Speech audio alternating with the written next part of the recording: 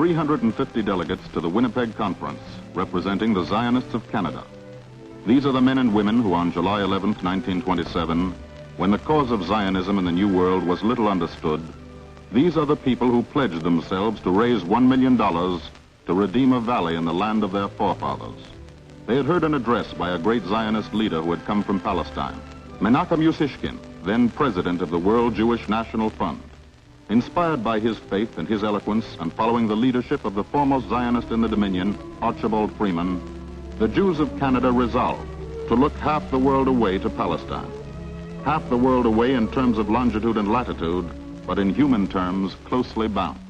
Here on the coastal plain of Eretz Israel, between Haifa and Tel Aviv, the Jews of Canada, by their contributions to the National Fund, purchased a wide stretch of land, known then as Wadi Hawaref. In biblical times, so beautiful was this part of the Sharon Valley that King Solomon sang of it in his Song of Songs. I went down into the garden of nuts to see the green plants of the valley, to see whether the vine budded and the pomegranates were in flower. So sang King Solomon.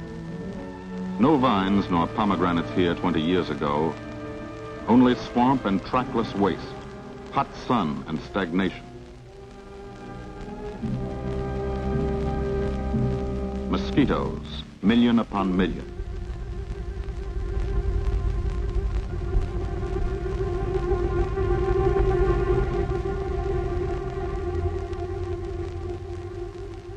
Yes, this area where the rose of Sharon once bloomed was among the most pestilential in Palestine, when a handful of Jews settled it and restored its ancient biblical name, Emikepa. To kill the dread mosquitoes, the carriers of malaria, they pumped oil upon the waters. And they drained the marshes and dug irrigation canals. For the precious water without which there can be no life, they laid their water mains.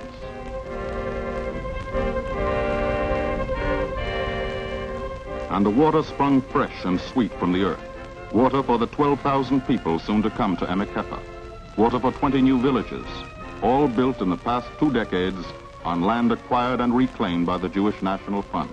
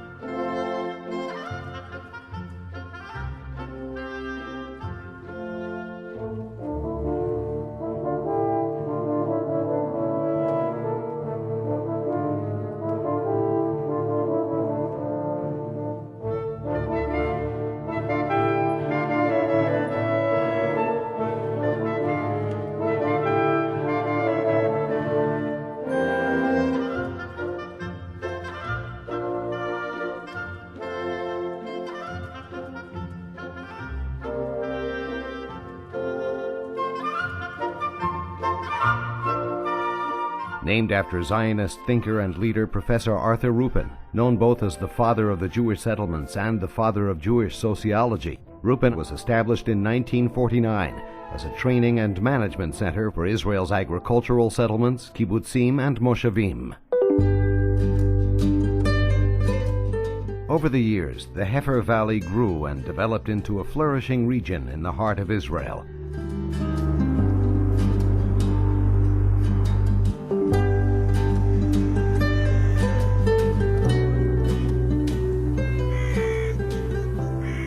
Today, its residents are the children and grandchildren of the pioneers, Jews who came from the 4 corners of the earth to build a home in this valley.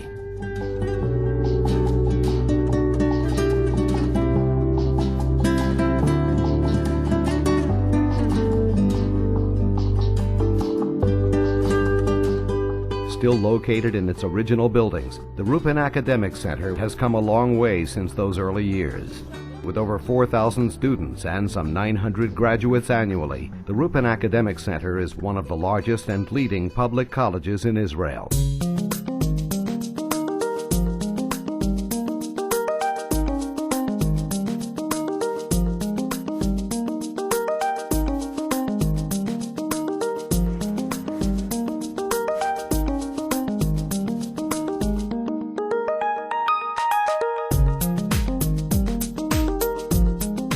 RUPPIN operates in 2 campuses, one in the green heartland of the Heifer Valley, where the School of Social Sciences and Management and the School of Engineering are located, and the second alongside a scenic bay on the Mediterranean coast, home of the School of Marine Sciences and Environment.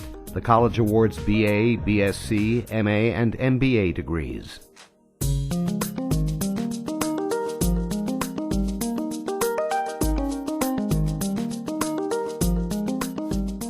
RUPPIN has set itself 2 central goals: using marine sciences as a source of economic, scientific, and social growth, and leveraging immigration and integration to meet Israel's greatest social challenge.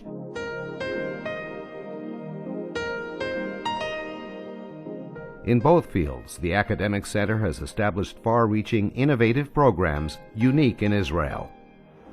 RUPPIN is an academic focal point for its region, impacting on its surroundings. It champions social involvement as a key value, one its graduates go on to realize in Israel's community, business, and civic life.